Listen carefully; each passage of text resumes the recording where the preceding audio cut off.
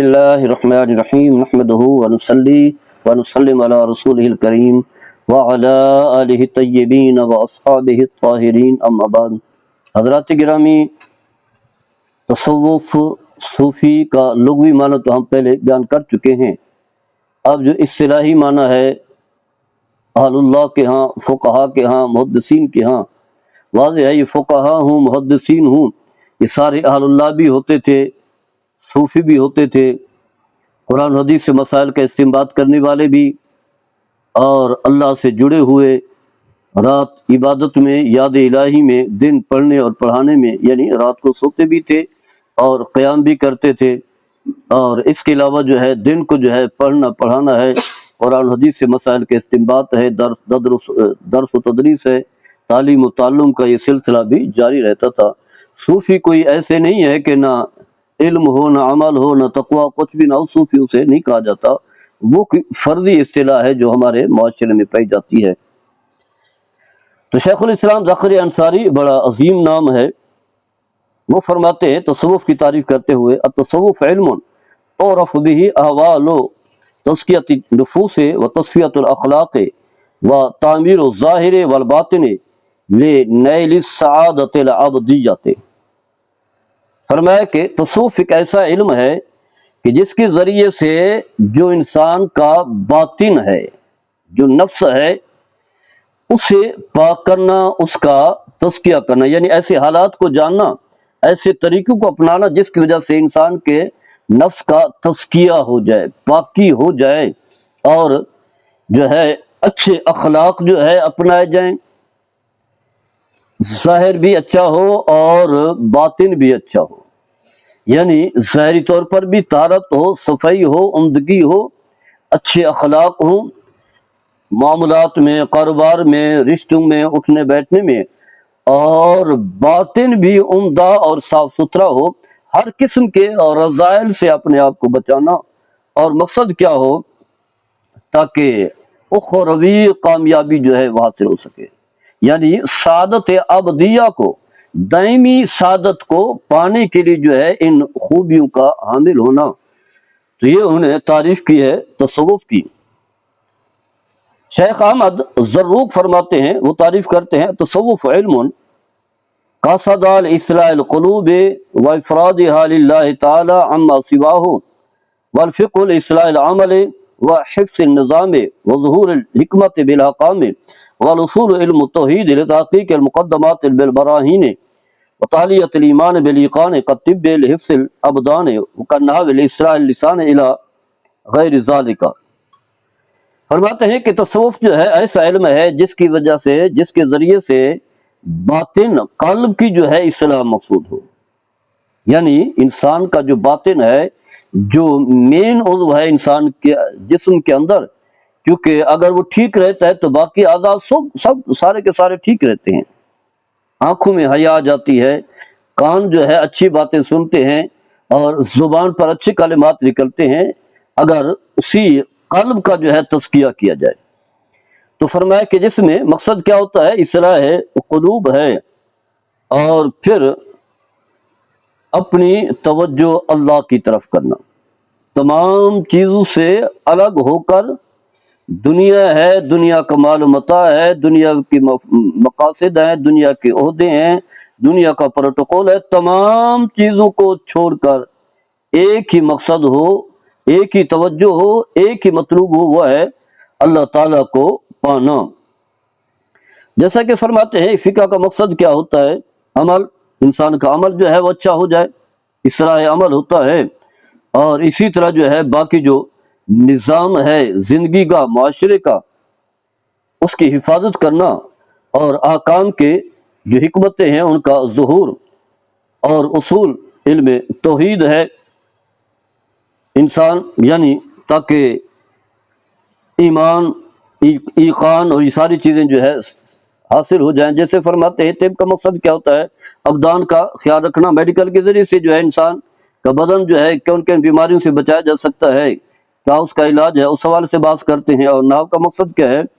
کہ زبان کی حفاظت ہو کہ عبارت کلمہ جو ہے صحیح پڑھا جا سکے۔ تو گویا کہ تصوف کا مقصد کیا ہے؟ یہی ہے اصلاح قلوب۔ جنید بغدادی علیہ الرحمہ جو سید الطائفین ہے، طائفتین ہے، یعنی جو صوفیاء کرام کے سردار ہیں، وہ فرماتے ہیں کہ تصوف کس چیز کا نام ہے؟ التصوف استعمال کل خلق سنی و ترک کل خلق دنی۔ فرماتے ہیں کہ ہر اچھی خوبی کو اپنانا، یعنی وہ خوبی جو شریعت مطالعہ کے مطابق ہو، جو میرے رب کے حکم کے مطابق ہو، میرے آقا صلی اللہ تعالی علیہ وسلم کی سیرت طیبہ کے مطابق ہو، اس طرح کی عادات کو اپنانا، اور ہر برے کام کو جو انسان کی شخصیت کو متاثر کر رہا ہو، ذلت کا ذریعہ بنے، جو بری عادت ہو، اسے چھوڑنا، اس کا نام تصوف ہے۔ بعض کہتے ہیں، ابو الحسن شاذلی فرماتے ہیں، التصوف تدریب النفس علی العبودیت وردها لآقام الربوبیت، یعنی تصوف کس چیز کا نام ہے؟ اپنے نفس کی تربیت کرنا، اسے مائل کرنا، اس پر محنت کرنا، تاکہ وہ اللہ کی عبادت پر رہے، عبادت کرے، عبودیت کی طرف جو ہے مائل ہو، عبادت و ریاضت اور یاد الہی۔ اور یہ کب ہوگا؟ جب احکام شریعہ پر عمل پیرا ہوگا، یعنی جب نماز روزی کا پابند ہوگا، اور نماز روزہ جو احکام شریعہ ہیں انہیں صحیح طریقے سے ادا کرے گا، تو اس سے جو ہے انسان کے نفس کی تربیت ہوگی، رہنمائی ہوگی، اور پھر یاد الہی میں مشغول و مصروف ہو جائے گا۔ بزرگ گزرے ہیں ابن عجیبہ، وہ فرماتے ہیں کہ تصوف کس چیز کا نام ہے؟ وہ علم یعرف به کیفیت السلوک الى حضرت مالک الملوک وتصفیت البواطن من الرذائل وتحلیتها بانواع الفضائل واولہ علم ووسطہ عمل وآخرہ موہبۃ۔ فرماتے ہیں کہ تصوف جو ہے ایک علم ہے جس کے ذریعے سے جو ہے جو بادشاہوں کا بادشاہ ہے، اس کی بارگاہ میں حاضر ہونے کے جو وسائل ہیں، طریقے ہیں، ان طریقوں کو اپنانا، اس کیفیات کو اختیار کرنے کا نام ہے، اور باطن کو ہر قسم کی غلطوں سے، برائیوں سے، عیوبات سے، نقائص سے بچانا، اور اس کے علاوہ جو ہے ہر قسم کے جو اچھے اعمال صالح ہیں، فضائل والے کام ہیں، فضیلت والے کام ہیں، ان سے باطن کو مزین و آراستہ کرنا۔ تو فرمایا پہلا علم ہے، دوسرا جو ہے عمل ہے، اور آخر جو ہے وہ اللہ تعالیٰ کی عطا ہے، جس کی وجہ سے انسان کے اندر جو ہے خوبیاں خود بخود پیدا ہو جاتی ہیں۔ صاحب کشف الظنون تعریف کرتے ہوئے علم یعرف به کیفیت و ترقی اہل الکمال من النوع الانسانی فی مدارج سعادتہم الی ان قال۔ فرماتے ہیں کہ ایسا علم جس کے ذریعے سے جو ہے جو اہل کمال ہیں، یعنی جو اللہ تک پہنچنے والے لوگ ہیں، ان کی ترقی، آگے منازل کو طے کرنے کی جو کیفیات ہیں، کہ نوع انسانی سے نکل کر کے جو ہے سعادت، گویا کہ وہی جو میں پہلے بتا چکا ہوں کہ فرشتوں کی صف میں شامل ہو جانا، اور فرشتوں والی خوبی جو ہے ان کے اندر آ جائے، ابدی سعادت کو پانے کے جو درجات ہیں، مدارج ہیں، وہاں تک پہنچنا، اسی چیز کا نام تصوف ہے۔ اور اس کے علاوہ جو ہے علماء یہ بیان کرتے ہیں کہ فعماد التصوف تصفیۃ القلب، یعنی جو پلر ہے تصوف کا، وہ ہے تزکیہ باطن، تصفیہ باطن، کس سے؟ ہر اس چیز سے اپنے باطن کو پاک رکھنا جو انسان کو نقصان پہنچا رہا ہو، ظاہری بھی اور باطنی بھی۔ اور پھر فرمایا کہ اس کی جو مضبوطی ہے وہ یہ ہے کہ انسان جو ہے اپنے عظیم خالق کے ساتھ جو ہے وہ جڑ جائے، وَقِوَامُهُ، اس کی مضبوطی، قوام، فرمایا صلۃ الانسان بالخالق العظیم۔ تو گویا کہ صوفی جو ہے اپنے باطن کو پاک کرتا ہے اللہ کے لیے، تزکیہ ہے باطن کرتا ہے، باطن کو صاف رکھتا ہے کس کے لیے؟ اللہ کے لیے، اور پھر اس کے سارے معاملات جو ہے اللہ تعالیٰ کے لیے پاک ہو جاتے ہیں، یعنی اس کا اٹھنا بیٹھنا سونا جاگنا تعلقات رشتے ناطے سارے جو ہے وہ اللہ کے لیے ہو جاتے ہیں۔